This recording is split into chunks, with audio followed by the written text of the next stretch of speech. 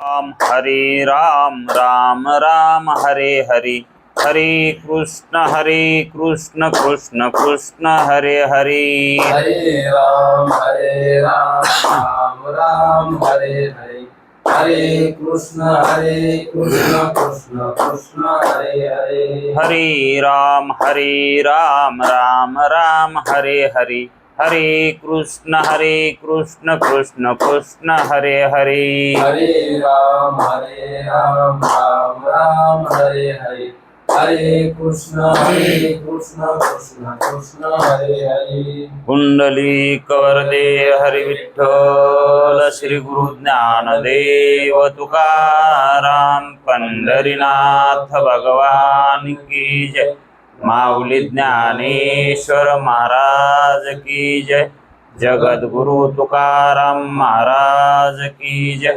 ब्रह्मनिष्ठ गुरुवर्य रंगनाथ महाराज की जय श्री विनायकं गुरुर्नौमि साखरे नाम विस्मृतम् येषां चरणसान्निध्यात् जीवा मुक्ता भवन्ति साखरे वंशविख्यातं ज्ञानदानपरायणम् विनायकं गुरुर्वन्दे भवबन्धविमुक्तये श्रीरङ्गनाथं गुरुराजवर्यं मुमुक्षूणां ज्ञानदानेकदक्षं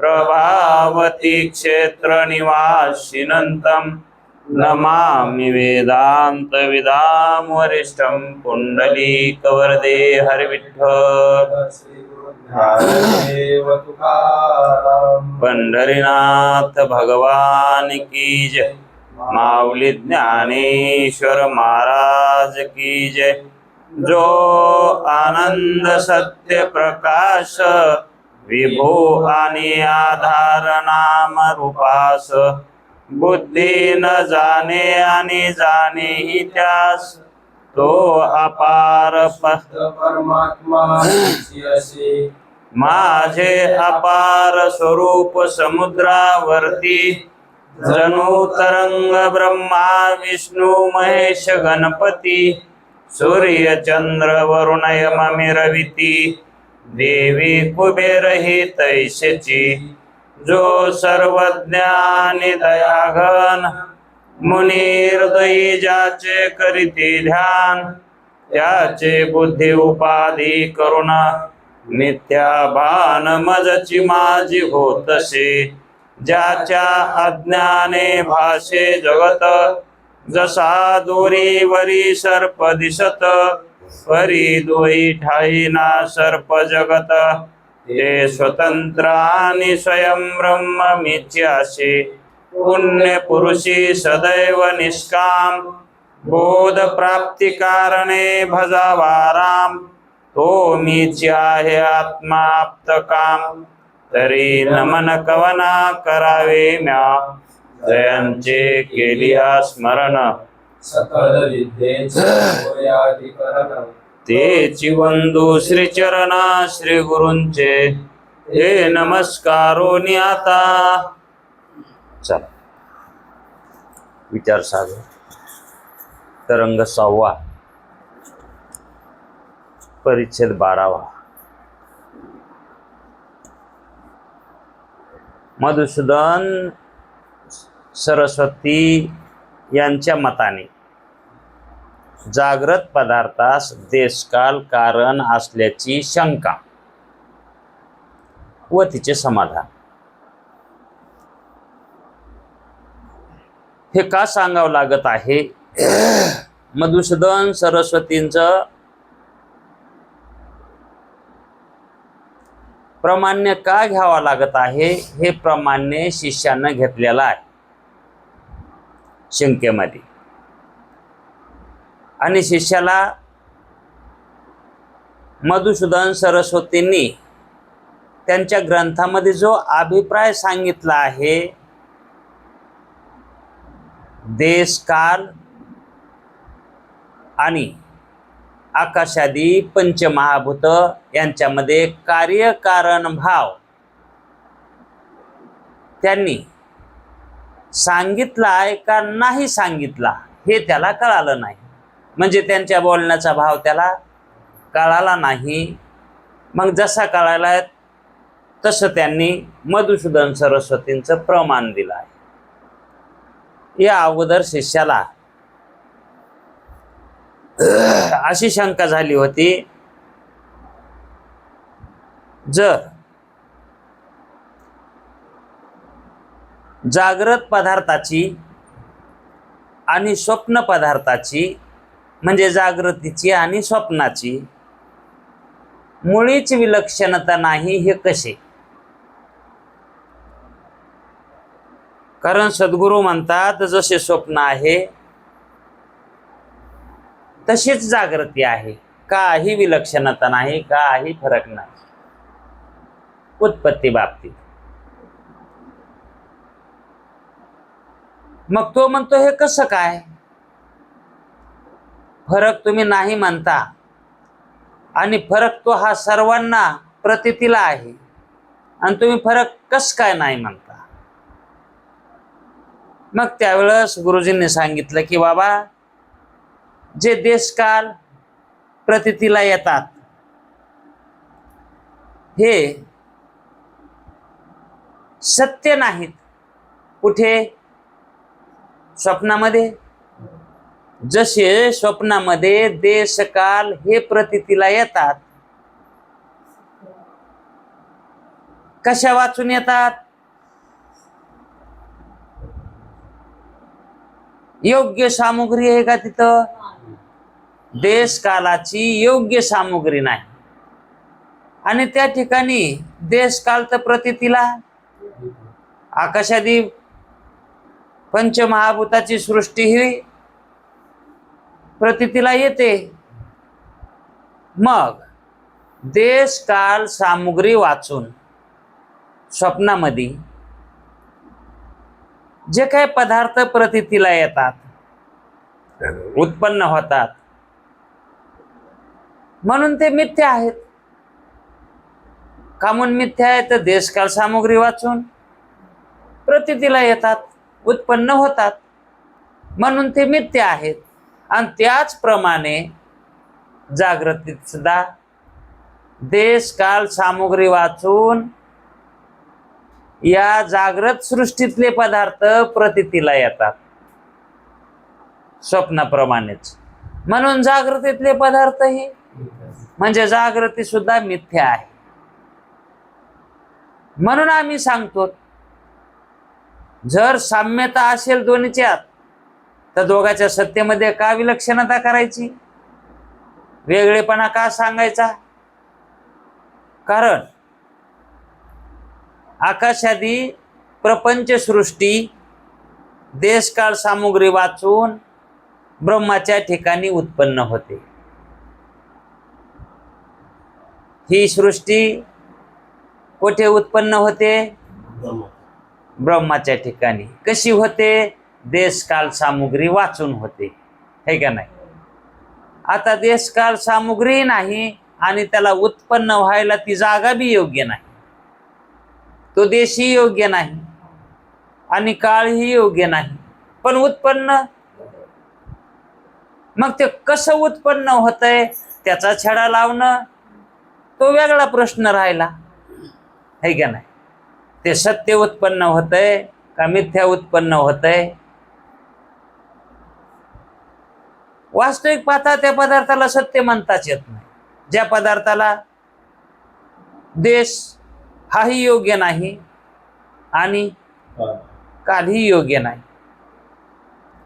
अचानक एखाद्या योग्यानं इथं येऊन चमत्कार दाखविला आणि आपल्याला या ठिकाणी एखादं चिंचेचं झाड आपल्या समोर येतं, त्यानं आपल्याला उत्पन्न करून दाखविलं, तर मग त्या झाडाला आपण सत्य मानायचं का? अगोदर नव्हतं, ते नंतर बी राहणार नाही, पण इथं पहिलं नव्हतंच ना. मग त्या झाडाला उत्पन्न होण्यासाठी काहीतरी काळ लागतो. ज्या अर्थी तो एका क्षणामध्ये झाड उत्पन्न झालंय त्या अर्थी ते झाड कसं आहे? त्याला योग्य म्हणता येईल का? का योग्य म्हणता येणार नाही? तर देशकाल फरशी उगवत नाही ना. हा, आणि एवढ्या काळामध्ये सुद्धा मग कुठे कुठे असं म्हणतात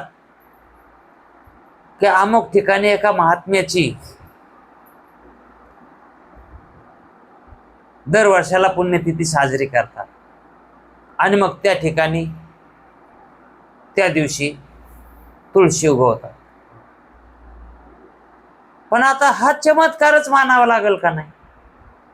हा काय झाला? पण तो चमत्काराला देशकाल योग्य असला तर सत्य आहे, आणि देशकाल योग्य नसेल तर त्याला सत्य कसं म्हणावं? मग चमत्कार सत्य असतात का? चमत्कार सत्य नसतात.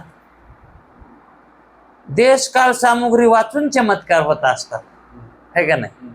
मग त्या ठिकाणी उत्पत्ती मानायची आणि सत्य मानायचं, यामधून काय फायदा मिळणार? काहीतरी फायदा तरी व्हायला पाहिजे ना. पण शास्त्र सांगतंय देशकाल सामुग्री वाचून जर पदार्थ उत्पन्न होत असेल तर त्या पदार्थाला सत्य मानू नये. तसंच तर हे जगत आहे, हे देशकाल सामुग्री वाचून उत्पन्न ब्रह्माच्या ठिकाणी झाले. मग याला सत्य कसं मानावं? म्हणून तर जगत मिथ्या मानते. वेदशास्त्र जगताला मिथ्यात्व कशामुळे म्हणते? तर याच्यामुळेच म्हणते, तर दुसरं काय? आम्हाला आधी वाटत होतं जगत मिथ्या, पण का म्हणून मिथ्या आहे हे कळायला पाहिजे ना. मै बायको येडी, पण कापून कशामुळे येडी ते कळायला पाहिजे ना. तिनं योग्य कर्म जर नसलेले केले तर तिला वेडी म्हणता येईल. पण योग्य कर्म करायला तिला वेड म्हणायची म्हणजे खाला भाकर भाजून द्यायली आणि तिला कसं वेडी म्हणावं? नाही हो, माया नशिबाला येडीच मिळाली. आता अरे नाही रे, ते भाकरी तर करीत असेल ना. हा, हिशोब नसन येत, कारण ती शिकली नसन. म्हणजेच जो पदार्थ उत्पत्तीला येतो पण देशकाल सामुग्री घेऊन येत नाही, देशकाल सामुग्रीनं उत्पन्न होत नाही, त्याच्या वाचून उत्पन्न होतो म्हटलं की तो मिथ्याचा आहे, असं सद्गुरूंना सांगितलं होतं का. आणि मग आणखी सांगितलं होतं, जागृत सृष्टी उत्पन्न होण्यास अल्पदेशकाल नाहीत. जागृत सृष्टी उत्पन्न व्हायला थोडे सुद्धा देशकाल नाहीत. स्वप्नात तरी अल्पदेशकाल असतो, पण जागृतीमध्ये अल्पदेशकाल सुद्धा नाहीत. कशावरून? तर वेदानंच सांगितलंय, श्रुतीनं सांगितलंय. काय सांगितलंय? त्यांनी जिथं जिथं या सृष्टीचं वर्णन केलं आहे त्या ठिकाणी देशकालाचं त्यांनी वर्णन केलेलं नाही. म्हणजेच सृष्टीची उत्पत्ती देशकाला वाचून झालेली आहे असं मानायला काय हरकत नाही. ज्या ज्या ठिकाणी वेदाने सृष्टीची उत्पत्ती सांगितली त्यात देशकालाचे नावच घेतलं नाही. सूत्रभाष्यकारांनी देशकालाची उत्पत्ती सांगितली नाही, यावरून सूत्रभाष्यकारांनी सुद्धा देशकालाची उत्पत्ती सांगितली नाही. यावरून सृष्टीचा आणि सूत्रभाष्यकारांचा कार्यकारण भाव दोन्हीमध्ये सांगण्याचा हेतू नाही. देशकाल आणि आकाशादी प्रपंच यांच्यामध्ये कार्यकारण भाव घडत नाही. कार्यकारण भाव नाही. पंचमहाभूताच्या उत्पत्तीला कारण देशकाल हे कारण मानायचे का? मग आता जो पाऊस येण्याची शक्यता आहे म्हणून सांगायलेत, याला कोणता पाऊस म्हणायचं? है का नाही? अवकाळीचा अर्थ काय होतो? ज्याला काळ नाही अनुकूल, ज्याला देश नाही अनुकूल, त्याला म्हणायचं अवकाळी, आहे का नाही? मग याला खरा म्हणायचं का पाऊस? मग आपण खरा पाऊस मान्सूनच्या पावसाला खरा म्हणतो, आहे का नाही? पण त्याला खरा म्हणतो, पण तोही दागा देत नाही का? मग त्याला तरी कसं म्हणायचं खरं? म्हणून हे देशकाळ सामुग्री वाचून होणारे कार्य आहेत. पंचमहाभूताची उत्पत्ती ही तशीच आहे आणि देशकालाची ही उत्पत्ती तशीच आहे. देशकालाची सुद्धा अहो ज्याला कारण देशकाळ सांगतात ना, ते कारणच तसं आहे. तसंच मग ते कुठवर बी जाईन तसं.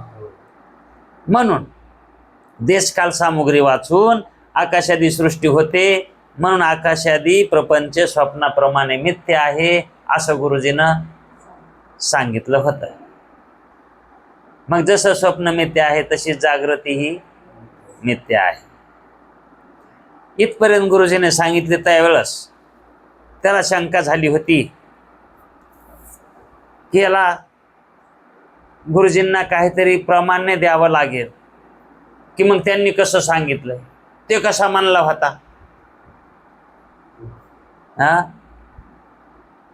आम्हाला तर गुरुजीनं 2 आणि 2 4 सांगितले. तर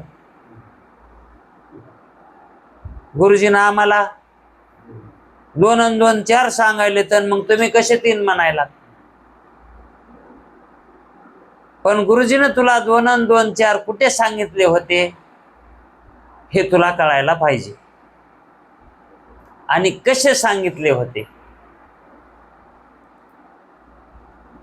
मग या ठिकाणी तो काय म्हणतो की आम्ही काही ग्रंथामध्ये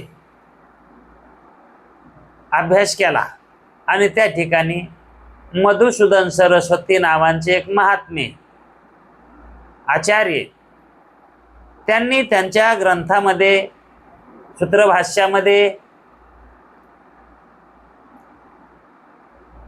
देशकाल सामुग्री सांगितलेली आहे. आणि ज्या अर्थी त्यांनी देशकाल सामुग्री पासून पंचमहाभूताची उत्पत्ती आहे असं सांगितलंय, त्या अर्थी कार्यकारण भाव त्यांनी सांगितलाच आहे. म्हणून देशकालापासून आकाशादी पंचमहाभूतांची उत्पत्ती होते, त्या अर्थी जे पंचमहाभूतापासून जे निर्माण झालं आहे त्याला सत्यच मानावं लागेल. मग जो जागृत प्रपंच आहे तो सत्यच आहे. जागृतीला मिथ्या कसं मानता येईल? मधुसूदन सरस्वतींचं त्यांनी साक्ष घेतली. पण ती साक्ष कशी घेतली? त्यांच्या प्रत्यक्ष का अप्रत्यक्ष घेतली? अप्रत्यक्ष. ते कारण नाहीत. आता त्यांचे ग्रंथ आहेत. मग त्यांच्या ग्रंथातला त्याला अभिप्राय कळाला का? तोच त्याला अभिप्राय कळून सांगतात. तुझे म्हणायलास काय म्हणतो तो पहा. महाराज अद्वैत सिद्धिकार, अद्वैताची ज्याने सिद्धी केली आहे, अद्वैत सिद्धिकार असं नाव आहे त्यांचं. म्हणजे मधुसूदन स्वामींनी देशकाल हे साक्षात, देशकाल हे साक्षात अविद्येचे कार्य आहे. हे कोणाचे कार्य सांगितले? अहो मग इथंच मिटलंय ना. कार्य कोणाचे येतं? पण असे सांगितले आहे अविद्येचे कार्य आहेत म्हणून. मग याचा अर्थ काय केला त्यानं पहा. याचा अर्थ असा आहे की माया विशिष्ट परमात्म्यापासून मायेचे परिणाम देशकाल, मायेचे परिणाम देशकाल हे प्रथम उत्पन्न झाले. म्हणजे पंचमहाभूताच्या अगोदर देशकालाची उत्पत्ती मानायला येतो. तो म्हणतो मधुसूदन सरस्वतीनं सांगितलंय असं. मायेपासून प्रथम देशकालाची उत्पत्ती झाली आणि त्या देशकाल कारण होऊन कशाचे? पंचमहाभूताचे. त्यांनी पंचमहाभूताची उत्पत्ती झाली. अशी तो संगती लावायला आहे. माया विशिष्ट परमात्म्यापासून मायेचे परिणाम केवळ देशकाल हे प्रथम उत्पन्न होतात असं म्हणून सांगितलंय. माया विशिष्ट परमात्म्यापासून. कोणापासून? माया विशिष्ट म्हणजेच माया विशिष्ट परमात्मा कोण? ईश्वर आहे का नाही. मग त्या ईश्वरानं म्हणजे माया विशिष्ट चैतन्यानं प्रथम देशकाल उत्पन्न करून मग हा देशकाल कुणाचा परिणाम सांगायलाय? तो मायेचा परिणामच सांगायलाय. मग मायेचा परिणाम म्हणजे देशकाल हे प्रथम उत्पन्न होतात. आता इथपर्यंत बरोबर आहे का नाही. आणि नंतर त्या देशकालापासून आकाशादी प्रपंचाची उत्पत्ती होते. आता ह्या देशकालापासून आकाशादी प्रपंचाची उत्पत्ती होते का माया विशिष्ट चैतन्यानं मायेच्या परिणामानं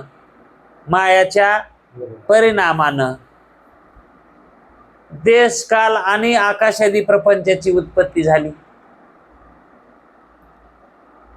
म्हणजेच देश काल आणि पंचमहाभूत यांना कारण कोण आहे? उपादान कारण माया आहे का नाही. आणि विवर्त कारण चैतन्य आहे का नाही. मग पंचमहाभूताची उत्पत्ती ही मायाचा परिणाम मानायचा का देशकालाचा कार्य मानायचं? मायाचा परिणाम. पण हा म्हणतो तसं नाही, देशकालाचं कार्य मानायचं. आणि मधुसूदन सरस्वतीने काय सांगितलंय की देशकाल आणि पंचमहाभूती हे मायाचा परिणाम म्हणून सांगितलं. तिथं त्यांचं याच जुळानं झालंय. त्याचं लक्षात आणणं तिथं समजणं त्याचं कमी पडायले. आणि नंतर त्या देशकालापासून आकाशादी प्रपंचाची उत्पत्ती होते. देशकालापासून म्हणजे देशकालाला कारणता देत आहे. हा शिष्य देशकालाला काय द्यायलाय? कारणता द्यायलाय. आता देशकालाच्या ठिकाणी कारणता प्रतीतीत आपण ही मानतो का नाही? म्हणून तर शंका अशी घेतली इथं. आपण ही देशकाल कारणता मानतो का नाही? ह मग त्यालाही तशीच त्या ठिकाणी शंका उत्पन्न झाली. देशकाल कारण असताना पंचमहाभूताला हे कसे नाही म्हणायले? तर मग ज्याला कारण आहे, ज्या कार्याला कारण आहे, मग त्या कारणापासून ज्याची उत्पत्ती झाली आहे तो पदार्थ व्यावहारिक सत्यच मानावं लागेल. पण गुरुजी त्याला मिथ्या कस काय म्हणायले? तर योग्य देशकाल आहेतच की, कारण ते देशकालापासून उत्पन्न झालाय ना. पंचमहाभूत योग्य देशकालापासून उत्पन्न झाले. मग देशकाल हे पंचमहाभूताला कारण व्हायले. तर आणि मग कारण ज्या पदार्थाला आहे तो पदार्थ व्यावहारिक सत्तेनं मानायला काय झालं? स्वप्नाप्रमाणे मिथ्या कसं मानता येईल? हो, स्वप्नामध्ये देशकाल कारण नाहीत हे आपल्याला कळालं, पण जागृतीत बी नाहीत का? मग जागृतीत असायला पाहिजे का नाही असं तो म्हणतो गुरुजीला. यावरून योग्य देशकाल सामुग्री वाचून झालेला आकाशादी प्रपंच स्वप्नाप्रमाणे मिथ्या कसा सांगता तुम्ही? मला हे तुमचं सांगणं कसंच वाटतंय. हो, मी मान्य केलं स्वप्नामध्ये देशकाल सामुग्री वाचून पदार्थाची उत्पत्ती होते आणि आम्ही जागृत आल्यानंतर आम्ही ते मिथ्या बी मानतोच ना.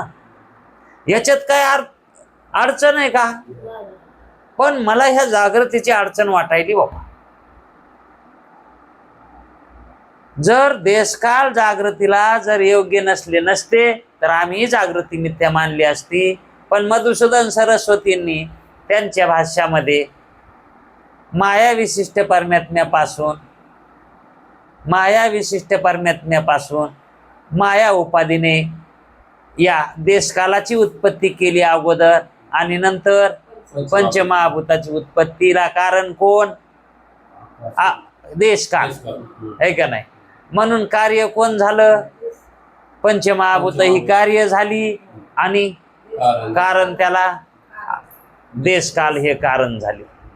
मग आता देशकाल हे योग्य कारण होत असताना त्याच्यापासून उत्पन्न झालेला पदार्थ योग्यच मानावा लागेल की नाही? म्हणून पंचमहाभूतापासून जी झालेली ही सृष्टी आहे, ही सृष्टी हिला सत्य न मानायला काय झालं? तुम्हाला योग्य देशकालच पाहिजे होता ना. आम्हाला योग्य देशकाल आता सांगितलंय ना मधुसूदन सरस्वतीने. आता काय राहिलं का? पक्याला तर लागलं ना. मग आता जागृतीला तुम्ही काय माना? सत्य आहे असं माना, असं गुरुजीला म्हणाला. पण बुडत्याचे पाय गळ्यात म्हणतात.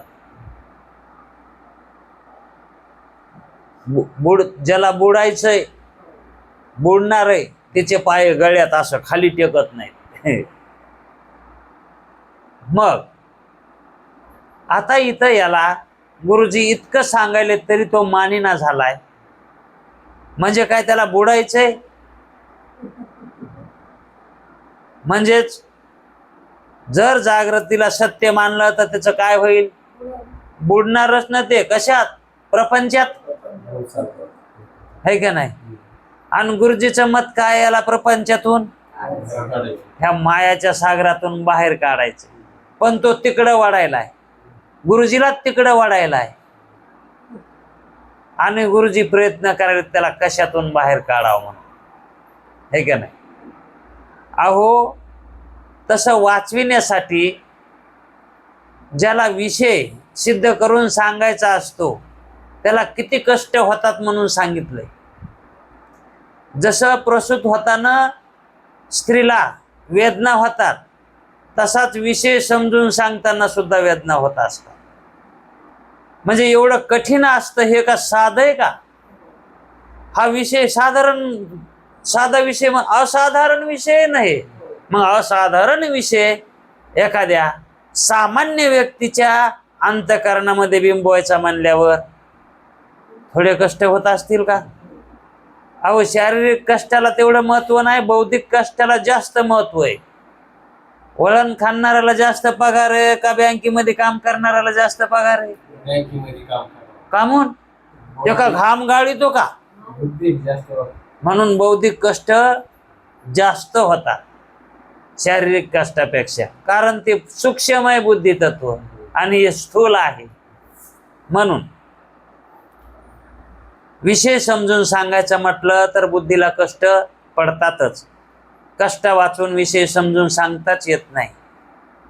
कर्म केल्या वाचून काम होत नाही. तसं ज्याचं त्याचं काम त्याच्या त्याच्या कर्मानुसार त्याला करावंच लागेल, है का नाही? आणि कष्टाशिवाय होत नाही.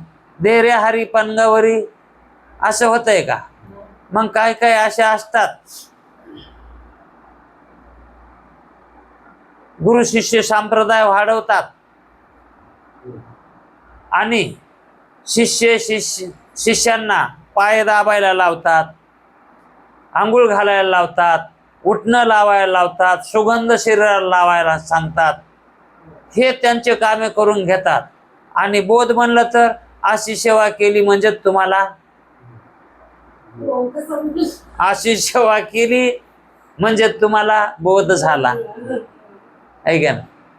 हेच फळ तुम्हाला मी आशीर्वाद देतो,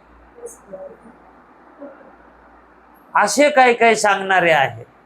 म्हणजे बुद्धीला कष्ट तर अजिबात देत नाहीत. आणि सामान्य जीवाची तशा ठिकाणी श्रद्धाही बसते, हे का नाही? म्हणून ते योग्य नाही. खरा विषय पटवून देणं, शास्त्राचा विषय पटवून देणं, हे त्याच्या जीवनाच्या भल्याचं, त्याच्या जन्माला आल्याचं भलं करणार आहे तो विषय, कारण तो मुक्त होण्यासाठी हा जन्म त्यानं प्राप्त करून घेतला आहे, तर त्याला हाच विषय मिळणं महत्वाचं आहे.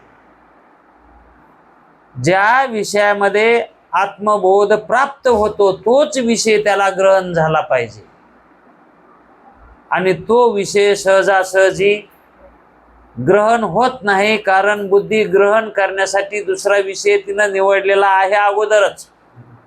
तिनं विषय अगोदरचा तिच्यापर्यंत आहे ना, विषयाचा विषय तिच्या ठिकाणी आहे, म्हणून ती हा विषय निर्विषयाचा विषय ती आत्मसात करत नाही. विषयाचा विषय चालूच आहे तिच्या तिथं, पण निर्विषयाचा विषय ती आत्मसात म्हणून कठीण त्याच्यामुळं जाते. कठीण कशामुळं जाते? घेणाऱ्यालाही आणि पटवून देणाऱ्यालाही कठीण कशामुळे? कारण ज्याला बोध प्राप्त करून घ्यायचा आहे तो व्यावहारिक सत्यता आहे किंवा प्रातिभाषिक सत्यता आहे, आणि त्याला सांगायची पारमार्थिक सत्ता. कसं पटन त्याला? हो, आता स्वप्नामध्ये समजा, स्वप्नामध्ये आता आपल्या सोबत एखादा आहे स्वप्नामध्ये, आणि त्याला सांगितलं की बाबा अरे काही कष्ट तेवढे काही करू नको, खाण्यापिण्यापुरतं कर आणि जेवण आरामानं कर. ते म्हणला का? अरे हे स्वप्न आहे, थोड्या वेळानं हे जाणार आहे. स्वप्नामध्ये त्याला सांगितलं की हे खरं नाही, हे मिटणार आहे, हे काही काळानं संपणार आहे, हे सगळंच बुडणार आहे. मग इतकी मरमर करायची काय गरज नाही ना. म्हणून देवदर्शन कर, आत्मप्राप्ती करून घे, हे राहणार नाही. त्याला तिथं पटेल का बरं? आणि नाही का स्वप्न? बोध कुठं चाललाय? मग त्याला जर तसं सांगितलं त्याला पटतो का? आणि तसंच आहे जागृती, ती जर सांगितलं तर पटत नाही. जागृतीमध्ये असाच बोध जर केला तर मग आपल्याला तरी कुठे पटायले? इतकी दिवस ऐकायची गरजच नव्हती ना, पठाना म्हणून तर रोज ऐकावं लागायले ना, है का नाही? जरी आपण दाताव येत नसलो पण अंतरी विचार करून जर बघितलं, पठाना त्या अर्थी रोज श्रवण करावं लागायलंय. पठाना म्हणूनच करावं लागायला. पटलं असतं तर श्रवण करायची गरजच पडत नव्हती. म्हणून हे हळूहळू ढाळे ढाळे पटवून घ्यावं लागतं. एकेकी पटत नाही, हे गुरूंना सुद्धा मान्य आहे. हे एकाएकी पटतच नाही, कारण ती बुद्धी दुसऱ्या चाऱ्याला लागलेली असते. तसंच याचंही व्हायलंय की जागृती मिथ्या करायला इतकी त्याला कासावीस व्हायलाय, तो गुरुजीचा राग त्या ठिकाणी व्यक्त करेनाय, पण त्याचा भाव तसाच उत्पन्न व्हायलाय. हे कसं काय, ते कसं काय, है का नाही? पण गुरुजी म्हणतात, हे बघ, तुला मधुसूदन सरस्वतींचा योग्य अर्थ समजला नाही, तो तुला सांगतो कसा अर्थ त्यांनी सांगितलाय. तर कारण आम्हीही तुझे ग्रंथ वाचलेस मधुसूदन सरस्वतीचे, तेच आम्हीही वाचले आहेत, पण त्यांनी असं नाही सांगितलं. असं नाही, मग कसं आहे? ऐक, मधुसूदन स्वामीचा माया विशिष्ट परमात्म्यापासून देश काल प्रथम होतात आणि आकाशादी नंतर होतात असा सांगण्याचा त्यांचा अभिप्राय नाही. आणि तू तसा सांगायलास, तसा मानायलास.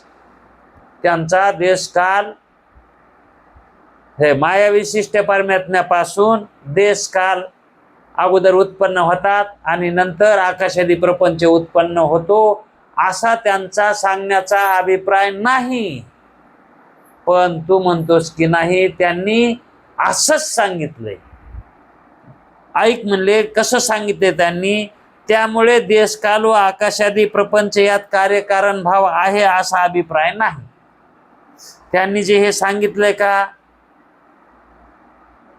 देश काल आणि आकाशादी प्रपंच हा उत्पन्न झाला, हा माया विशिष्ट परमात्म्यापासून झालाय म्हणून त्यांनी सांगितलंय. देश काल आणि आकाशादी प्रपंच जेव्हा पंचमहाभूताची उत्पत्ती झाली का, त्याच्याबरोबरच देशकालाची उत्पत्ती आहे. आणि तुझ्या मतानं अगोदर देशकाल मानायला असन, पुन्हा पंचमहाभूत मानायला, आणि त्या पंचमहाभूतापासून सृष्टीची उत्पत्ती सांगायला. असा क्रम नाही सांगितला, हा क्रम झाला ना. मग क्रमा वाचूनही सृष्टीची उत्पत्ती. एकट्या सृष्टीची का, पंचमहाभूत आणि देशकाल सुद्धा त्याच्यात आले. म्हणून हे युगपत उत्पत्ती आहे आणि याचा युगपतच नाश आहे. तुम्हाला चौथ्या प्रकरणामध्ये सर्पाची उत्पत्ती, तो सर्प लहानाचा मोठा होतो का, नाही. एक एकीच त्याची उत्पत्ती होती का नाही. मग त्याची तिथं उत्पत्ती सत्य जर मानली असती तर तो लहानाचा मोठा झालेला दिसायला पाहिजे होता, पण तसं घडत नाही तिथं. मग तिथं सर्पाची उत्पत्ती युगपतच मानावी लागते का नाही. मग सर्पाची उत्पत्ती आणि सर्पज्ञानाची उत्पत्ती ही युगपतच मानायची का माग पुढं मानायची, आहे का नाही. ज्ञान झालं की सर्पाचीच उत्पत्ती, आहे का नाही. आणि सर्प तिथं उत्पन्न झाला की ज्ञानच झालं. मग त्या ठिकाणी काही क्रम दाखविता येतो का, काहीतरी उलसक तरी, माग पुढे जरसक तरी.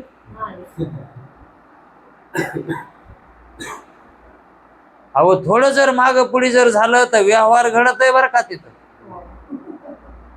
आणि व्यवहार घडला की मग त्या ठिकाणी सिद्धांत लागत नाही. म्हणून युगपत सांगितली आणि युगपतच होती ना, है का नाही. म्हणून या ठिकाणी थोडा फरक पडायला लागलाय शिष्याचा आणि गुरुजींचा. माया विशिष्ट परमात्म्यापासून देश कालाची उत्पत्ती सांगायला येते, ते मान्य आहे गुरुजींना. पण केवळ देश कालाचीच उत्पत्ती झाली का, त्यावेळेस पंचमहाभूताची उत्पत्ती झाली आहे आणि सृष्टीची उत्पत्ती झाली आहे.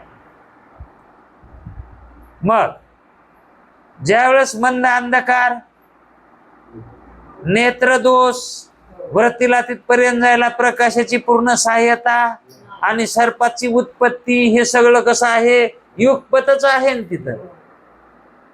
हे सगळं जमाव झाल्याशिवाय असं होतंय का. सगळं सामुग्रीची तिथं अगोदर तयारीच असते तिथं, आणि त्यावेळेस भ्रमाची उत्पत्ती होते. म्हणून ती युगपत मानावी लागते. तसंच देश काल सुद्धा कारण सांगता येत नाहीत. देश काल आणि आकाशादी भूते आणि ही सृष्टी ही एकदमच उत्पन्न होते, युगपत म्हणतात त्याला.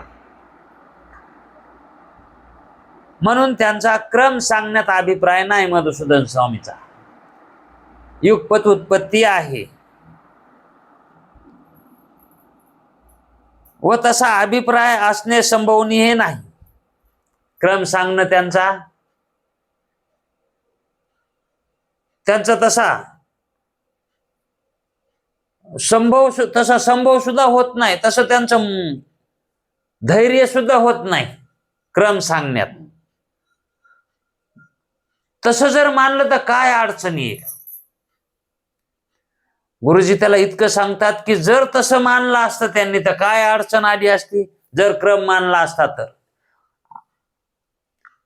देश काल जर आकाशादी प्रपंचाला कारण जर त्यांनी सांगितलं असता, पंचमहाभूताच्या ठिकाणी जर कार्यता सांगितली असती आणि त्या कार्याला कारणता देशकालाची जर त्यांनी सांगितली असती तर काय दोष घडला असता, काय अडथळा निर्माण झाला असता. तसे मानण्यास अडचण काय येते ती पहा. भूतकाळात जे असते, भूतकाळात जे उत्पन्न होते त्याला काय म्हणतात? अगोदर. हा, है का नाही? म्हणजेच पूर्वी, पूर्व, है का नाही? पूर्व म्हणजे भूतकाळ, है का नाही? आणि पश्चात म्हणजे भविष्यकाळ, है का नाही? मग पूर्व काळ आणि पश्चात काळ, पूर्व आणि नंतर, हे समजलं की ही शंका समजायला सोपी जाते. आणि ग्रंथकारी म्हणतात हे लक्षात असू द्या, पूर्व हे भूतकाळाला म्हणतात. पूर्वकाळ म्हणजे भूतकाळ आणि पश्चात काळ म्हणजे भविष्यकाळ, है का नाही? मग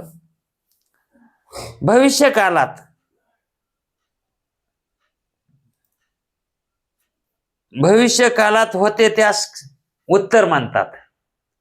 भविष्यकाळाला काय म्हणायचं? उत्तर किंवा पश्चात म्हणतात. ही गोष्ट प्रथम लक्षात ठेवली पाहिजे. आता त्यांनी कशी या ठिकाणी रचना केली पहा. आकाशादी प्रपंचाच्या पूर्वकाली, आकाशादी म्हणजे पंचमहाभूताच्या अगोदर, ज्या वेळेस पंचमहाभूत, तुझ्या म्हणण्यानुसार पंचमहाभूत ज्या वेळेस निर्माण झाली त्याच्या अगोदर देशकाल तू मानायला का नाही? त्याच्या अगोदरच मानते असशील ना. ज्या आर्थिक कारणामुळं पंचमहाभूताची उत्पत्ती झाली असं मानायला असतो, त्या अर्थी पंचमहाभूताच्या अगोदरच्या काळामध्ये देशकाल हे तुला मानावं लागतील, है का नाही? मग कारण देशकाल कारण मानायचे म्हणल्यावर अगोदरच मानावे लागतील ना. म्हणजेच त्या पंचमहाभूताला उत्पन्न होण्याच्या अगोदर, त्याच्या अगोदर काल हे मानावे लागतील.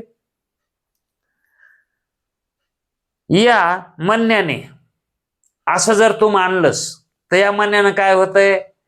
कालाच्या उत्पत्तीच्या पूर्वी, मग त्या कालाच्या उत्पत्तीच्या पूर्वी, आता पंचमहाभूताच्या पूर्वी देशकाल आणि त्या देशकालाच्या पूर्वी त्याच्या अगोदर. जसं आता याला पंचमहाभूताला पूर्वकाल मानावं लागायला आहे आणि तो काल कशाचा? देशकाल. हे काल मानावं लागायलाय का नाही? काल मानावं लागायला ना अगोदर. कशाला? पंचमहाभूताला. मग त्या कालाच्या पूर्वी एक काल मानावं लागल ना. मग पूर्वी काल उपहित परमात्मा ही मानावा लागल. कारण पंचमहाभूत देशकाल याच्या अगोदर जर विचार करायला गेलं तर माया विशिष्ट चैतन्य आहे. त्याच्या अगोदर काय आहे? माया विशिष्ट चैतन्य म्हणजे ईश्वर आहे, है का नाही? आणि ईश्वराच्या अगोदर ब्रह्म चैतन्य आहे. दुसरं काय आहे का? मग जर देशकाल हे पूर्वकाल जर मानला, कशाचा? पंचमहाभूताचा पूर्वकाल जर मानला तर त्या पूर्वकालालाही परमात्म्याच्या ठिकाणी काल मानावा लागेल. मग तिथं जर काल मानला तर कालोपहित चैतन्य होईल. त्याला काय म्हणावं लागल? मग एक कालोपहित चैतन्य, एक माया उपहित चैतन्य असं मानावं लागेल. मग देशकालाचे अधिष्ठान काल उपहित परमात्मा देशकालाचे अधिष्ठान होता असं मानावं लागेल, है का नाही? देशकालाचं अधिष्ठान काय मानावं लागेल? मग काल उपहित चैतन्य मानावं लागल. आणि ते काल उपहित चैतन्य हे कसं आहे, विवर्त रूपानं असतंय. कालोपहित चैतन्य म्हणजे तो ईश्वर, हा विवर्त आहे त्याचा. ह्या उत्पत्ती कालात, उत्पत्ती पदार्थामध्ये काय आहे, विवर्त आहे. आणि मायाचा परिणाम आहे. मग विवर्त कारण असतंय का कशाला? निमित्त. कारण मानलंय, पण कसं, उघड निमित्ताला मानलंय. कारण त्याची सदोदित त्या ठिकाणी असणारी अस्तित्व असतंय, म्हणून ते त्या ठिकाणी त्याला उत्पन्न करण्यासाठी उत्पन्न झालंय का? पदार्थ उत्पन्न करण्यासाठी ते अगोदर बीत होतच तिथं, है का नाही? आणि ते पदार्थ असतानाही असतच, आणि पदार्थाचा नाश झाला तरीही है का नाही? म्हणून ते निमित्त आहे, ते उपादान नाही. म्हणून जे निमित्त कारण असतंय का, ते विवर्त कारण असतंय. आणि विवर्त कारण असतंय का, ते कशाचं कारण होत नाही. जे विवर्त कारण असतंय का, ते कोणाचं कारण होत नाही. याचा स्पष्ट अर्थ असा की कालाच्या उत्पत्तीलाही दुसऱ्या एका कालाच्या उत्पत्तीला दुसऱ्या एका पूर्वकालाची गरज लागणार, मग है का नाही? मग तसा काल तर परमात्मा स्वरूपाच्या ठिकाणी नाही ना. आणि त्याच्यानंतर कालाच्या अगोदर काय आहे, पूर्वकालात परमात्माच आहे. आणि ज्या वेळेस हे देश काल जिथं आहेत, जिथं देश काल आहेत आणि पंचमहाभूते आहेत आणि ही जगतरूपी सृष्टी आहे, याच ठिकाणी माया तत्व आहे. याला सोडून माया तत्व आहे का? याला सोडून हे पदार्थ उत्पन्न होतील का? कामून तर ते उपादान कारण आहे. माया हे है का नाही? अविद्या उपादान कारण आहे आणि चैतन्य विवर्त कारण आहे. म्हणून उपादान कारणाला जे उपादान केले त्याला सोडून राहता येत नाही. मातीला गडग्याला सोडून राहता येत नाही. मातीला है का नाही? आणि गाडग्याला त्याला सोडून एकुण्याकाला सोडून राहताच येत नाही, है का नाही? म्हणून ते दोन्ही एकच आहेत. मग कार्य कारण एकच आहेत ना. मग या ठिकाणी कार्यकारण भाव सांगण्याचा मधुसूदन स्वामीचा भाव आहे का? तसा अभिप्राय जोडता येते का? आणि तसा अभिप्राय जोडलाय. म्हणून कार्यकारण भाव हा ह्या उत्पत्तीमध्ये घडत नाही. जागृतीतल्या उत्पत्तीमध्ये कार्यकारण भाव घडत नाही. मग कार्यकारण भाव आपल्याला शास्त्र सांगतं, इथं कार्यकारण भाव नाही. इथं कार्यकारण भाव नाही. देश काल पंचमहाभूत ही सृष्टी आणि माया हे युगपत या ठिकाणी अनिर्वचनीय मिथ्या प्रतीला येतात, असं शास्त्र बजावून सांगतं की हे सगळंच एकदाच युगपतीचं उत्पन्न होतंय. याच्यामध्ये कार्यकारण भाव नाही. जसं स्वप्नामध्ये माता पिता आणि पुत्र एकदाच प्रतीला येतात, ती एकदाच प्रतीला येतात. माता पिता आणि पुत्र यांची उत्पत्ती युगपतच आहे. तशीच या ठिकाणी या सृष्टीची, पंचमहाभूताची आणि देशकालाची उत्पत्ती युगपतच आहे. पण हे जीवाला मान्य होत नाही. का होत नाही? जसं स्वप्नामध्ये आपणाला देशकाल हे सत्य वाटतात आणि देशकाल कारण वाटतात. पुत्राला माता पिता कारण वाटतात, पण ते कारण आहेत का? त्या पुत्राला कारण आहेत का? मागच विषय झाला ना. मग कारण नसताना कारणता दिसती का नाही? आणि तशीच या ठिकाणी आपल्याला कारणता दिसते, तशीच आहे. आता हे जागृत होऊन सांगायले तर, आणि आपण झोपीत इथं. हा, जागेत जागा असणारा पुरुष म्हणतोय स्वप्नात तुला जे माता पिता पुत्र दिसले ना, हे युगपत दिसले होते. त्या पुत्राला कारण थोडेच ते मायबाप होते.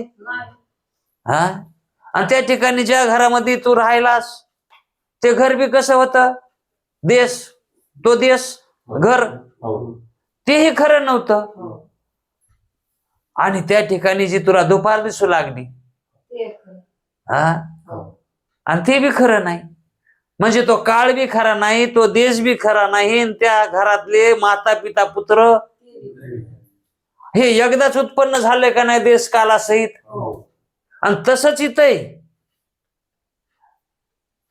स्वप्नातला जसा मान्य करत नाही स्वप्नामध्ये, तसा जागृतीतला सुद्धा हे जागृतीतला मान्य करीत नाही. जागृतीतला सुद्धा का मान्य करीत नाही, तर त्याला अनेक जन्मापासूनचे संस्कार आहेत की जागृती ही सत्यच आहे. इथं युगपत होत नाही, पण हे युगपत जो व्हायलाय का प्रकार, हा त्याच्या लक्षात येत नाही, तो तसा मानित नाही. तशी वृत्ती त्यानं कधी केलीच नाही की हे सगळं युगपत व्हायलंय म्हणून. आपल्याला इथं वाटतंय की हेच पिता आहेत माझे, याच्यापासूनच माझा जन्म झाला, हीच माता आहे, 9 महिने मी ह्याच आईच्या गर्भामध्ये होतो. हा, पण हे व्यावहारिक दशेतून बघितलं तर सत्य आहे, व्यावहारिक दशेतून बर का. पण पारमार्थिक सत्यातून बघितलं तर हे स्वप्नासारखं आहे. इथं कोणी कोणाच्या गर्भातून जन्म घेत नाही, कल्पनेत आहे सगळं इथं. मग बाधा कशाची झाली, मग संत त्याच्यामुळेच म्हणतात ना, कल्पनेची बाधा न लागो राजसा. ही कल्पना तशी होऊन बसली ना, म्हणून कल्पना सोडून बघा म्हणतात ते. कल्पना सोडून जर बघितलं तर या जागृतीमध्ये देश काल हे युगपत अनिर्वचनीय उत्पन्न होतात, हे आकाशादी प्रपंचासहित. वास्तविक पाहता इथं आपल्याला ती कारणता प्रतीतीला येती. मग प्रतीतीला येत आहे म्हणून का सत्य मानायचंय का? स्वप्न प्रतीतीला आलं नाही का, मग सत्य मानलं का? सर्प प्रतीतीला आलं नाही का दोरीवरला, मग सत्य ठरला का? खोड्यावर पुरुष भासला, तो सत्य झाला का पुरुष? आणि मग शिंपल्यावर जर चांदी दिसली तर ती दुकानात न्यावी का, पैसे देईन का ते सोनार? हे खरं नाही ना, हे खरं घडत नाही ना. पण कधी ते कळाल्याच्या नंतर झाले का नाही, ही चांदी नाही. जेव्हा ते शिंपलं दिसलं तेव्हा ती चांदी नाही, जेव्हा खोडाचं ज्ञान झालं तेव्हा ते पुरुष नाही, जेव्हा दोरी दिसली तेव्हा तो सर्प नाही. दोरी दिसल्यावर सर्प नाही का दोरी न दिसता सर्प नाही, आहे का नाही? आणि तसं मग स्वस्वरूपाचं ज्ञान झाल्यावर हे अनिर्वचनीय मिथ्या आहे. स्वरूपाचं ज्ञान नाही झालं तरी बी ज्ञान झाल्यावर, मग जोपर्यंत स्वरूपाचं ज्ञान होत नाही तोपर्यंत व्यावहारिक सत्यता मानावी लागेल, तोपर्यंत मानावी लागेल. पण शिकून तर घ्यावं लागेल ना संस्कार ते. मग शिकायचंय का वा नाही? आता आपल्याला जगत मिथ्यात्वाचं ज्ञान करून घ्यायचंय, मग शिकायचं का वा? अहो ते शिकण्यात आत्मप्राप्ती ना. मग हा, मग कोणी म्हणेल त्याला आत्मज्ञान झाल्यावर मग तुम्ही सांगा त्याला जगत मिथ्या आहे म्हणून. मग सांगायची काय गरज आहे आत्मज्ञान झाल्यावर? अडचण काय आली? अगोदर त्याला अज्ञान आहे म्हणून त्याला आत्मज्ञान व्हाय नाही, आणि आत्मज्ञान होण्यासाठी ह्या युक्त्या सांगायच्यात. त्यानं जे धरलेलं आहे ते त्याला सोडायला लावायचंय. त्यानं काय धरलंय? जागृती सत्य आहे का नाही? माता पिता हे सत्य आहेत. मग संत येडेत का कोणाचे मायबाप कोणाचे गणगोत म्हणायला? त्यांच्या म्हणण्याचा भाव कळायलाय का?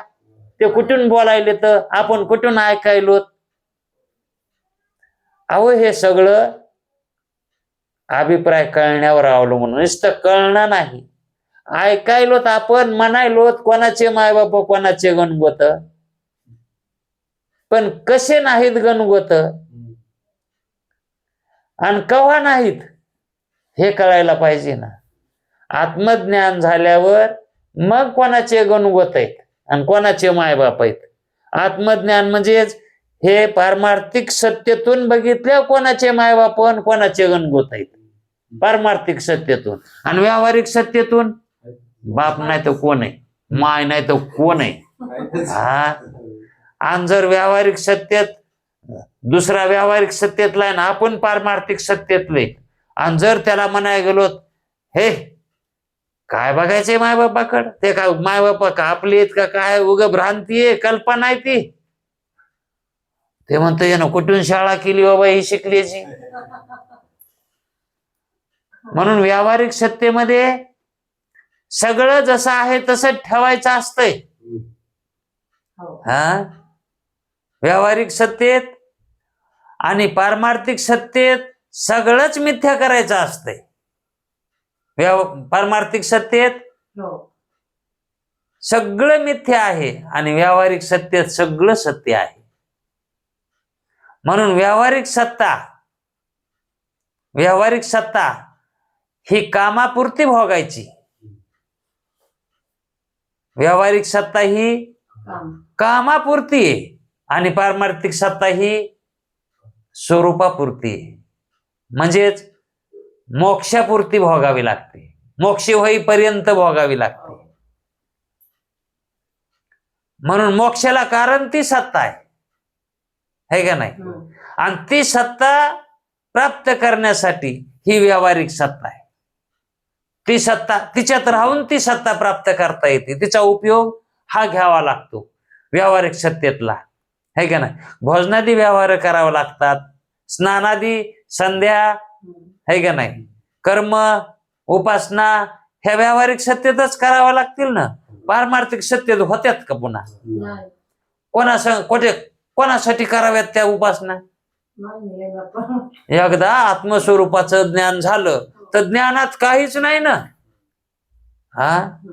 ज्ञानात ज्ञान सुद्धा राहत नाही. तर एखादा भावचळलेला माणूस कसं माणसात माणूस ठेवत नाही. हा. एखादा म्हणते अहो सगळे बिगळे माणसात माणूस ठेवलं नाही ना. हा. तसं ज्ञान काय करतंय, ज्ञानात सुद्धा ज्ञान ठेवत नाही. ते ज्ञान असंय कारण ते ज्ञान स्वरूपानं कसं आहे, स्वरूपभूत आहे. ते तिथं व्यवहार होत नाही ज्ञानाचा. आत्मा कसा आहे, स्वरूपभूत ज्ञान रूप आहे, त्याचा व्यवहार होत नाही. व्यवहार करण्यासाठी दुसरा पदार्थ लागतो, तेव्हा व्यवहार होतो. मग ज्ञान विशेषाला कधी येतं, जर अंतःकरण मिळालं तर, उपाधी मिळाली तर ते आत्मा ज्ञान व्यवहार्य होतं. मग जोपर्यंत व्यवहार्य स्थिती आहे, जोपर्यंत व्यवहार्य स्थिती आहे तोपर्यंत आत्मज्ञान करून घ्या ना. व्यवहार्य स्थितीमध्येच आत्मज्ञान करून घेता येते. आणि व्यवहार्य स्थिती गेल्याच्या नंतर कशी प्राप्त करून घेता येईल आत्मज्ञान. आणि व्यवहार्य स्थिती यायच्या अगोदर तरी कसं प्राप्त करून घ्यावं. जेव्हा व्यावहारिक स्थिती आहे तेव्हाच करून घेता येईल, है का नाही. मग एखाद्याला जर वाटुळात दिवा लावायचा असेल तर वाटुळ आली की दिवा लावा लागेल. वाटुळ यायच्या अगोदर लावून काय उपयोग आहे. आणि वाटुळ गेल्यावर हो म्हणले तुला पोतभर सोनं मिळत, वाटुळीत दिवा लावून दाखव. मग ते प्रयत्न करीत बसला, वाटुळ आली की त्याच्यात दिवा लाव. आता वाटुळीत कुठे दिवा लागत आहे का? हे खरं आहे ना. हा. मग हे मोक्ष प्राप्त करून घेणं म्हणजे वाटुळीत दिवा लावल्यासारखे. ह्या संसारामधून मोक्ष प्राप्त करून घ्यायचा म्हणजे,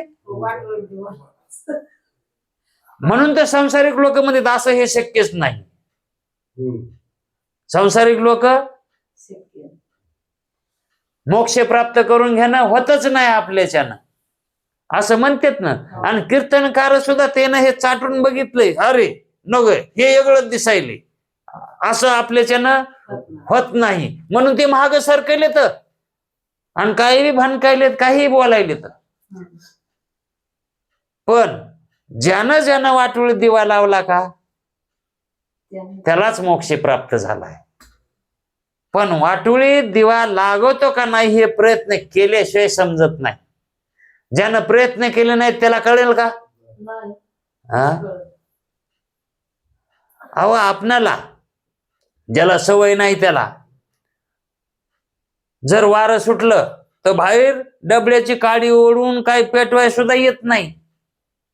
पण बिडी ओढणारे वादळामध्ये बिडी चेतवितात.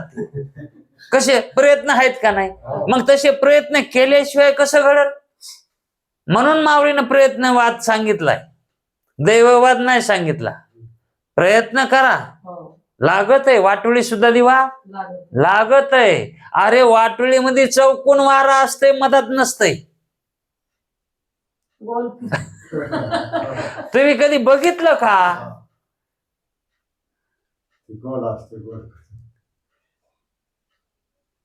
भवरा असतो ना, त्या भवऱ्याचं चौकून पाणी असते, मधात नसतंय. रिकामी जागा असते, तिथे दिवा लागत आहे ना. पण प्रयत्न कोण करायला? नाही ना, इतक्या वाऱ्यात कसा लागन दिवा?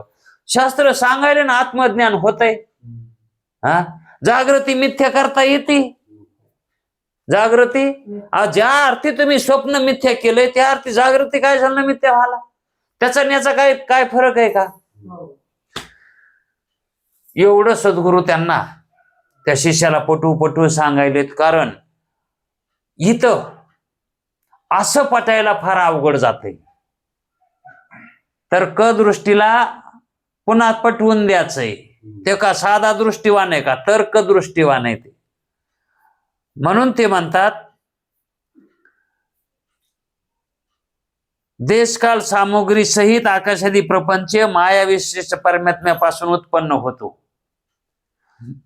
माया विशिष्ट परमात्म्यापासून देशकाल हे सर्व सृष्टी पंचमहाभूत हे त्याच्यापासून उत्पन्न होतो. त्यात पूर्वोत्तर भाव मुळीच नाही, कार्यकारण भाव मुळीच नाही. म्हणून कार्यकारण भावही नाही त्यांच्यामध्ये. कार्यकारण भाव नाही. हे युगपत, हे कल्पनेत उत्पन्न होतंय. जसं कल्पनेत स्वप्न उत्पन्न होतंय, तसं जागृत प्रपंच सुद्धा स्वप्नाप्रमाणेच कल्पनेतच उत्पन्न होतंय. पण असं मानायला बुद्धी धजत नाही. तसा निश्चय करायला बुद्धी धजत नाही. कारण बुद्धीनं तसा निश्चय कधी केलेलाच नाही. जसं वळण देतान तसं ह्या शरीरातले जे तत्व आहेत का, किंवा अंतःकरण जे आहे का, तुम्ही जसं त्या अंतःकरणाला वळण देतान तसं ते वळत आहे. जसं वळण देतान, अंतःकरण आहे ते ज्ञानाचं साधन आहे. अंतःकरण हे काय आहे? करण म्हणजे साधन आहे का नाही? ज्ञानाचं साधन आहे ते. त्याला जसं तुम्ही वळवितान तसं वळत आहे. मातीचा गोळा, माती काय आहे ते? जडच आहेत ना ते. मग जड तत्वाला तुम्ही जसं ठेवतान तसं राहतंय ते. ते आपल्यावर आहे का आपण त्याच्यानुसार वागावं, का त्यानं आपल्यानुसार वागावं. मग आपण जडाच्या हातात जावं का जड आपल्या हातानं वागवावं? जड आपल्या हातात असावं का आपण जडाच्या हातात असावं? आहे का नाही? ते गुरुजी म्हणायचे, बायकोनं नवऱ्याच्या आज्ञेत राहावं का नवऱ्यानं बायकोच्या आज्ञेत राहावं?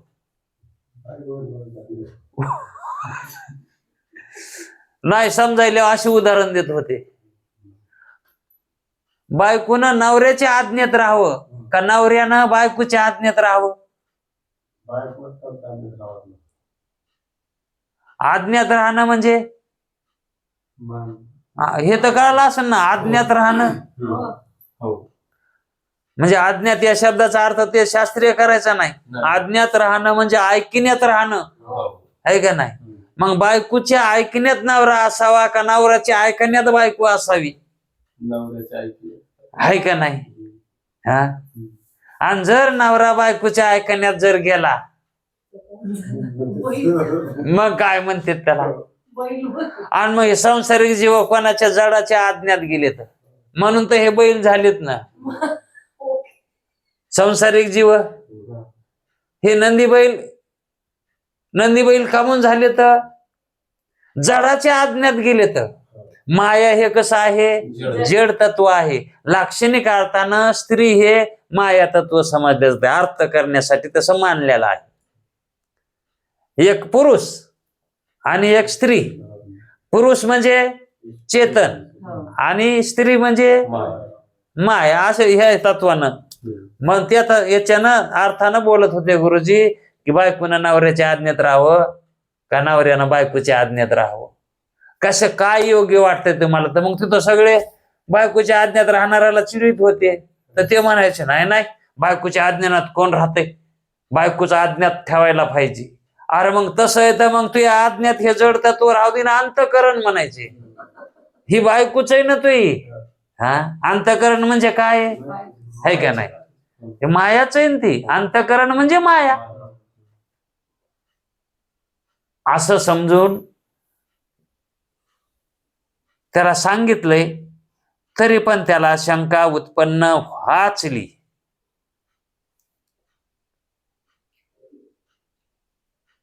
देशकाल कारण असल्याचा प्रत्यक्ष अनुभव. नंतर अनुभव सांगतो. आता अगोदर प्रमाण घेऊन सांगितलं होतं, आता अनुभव.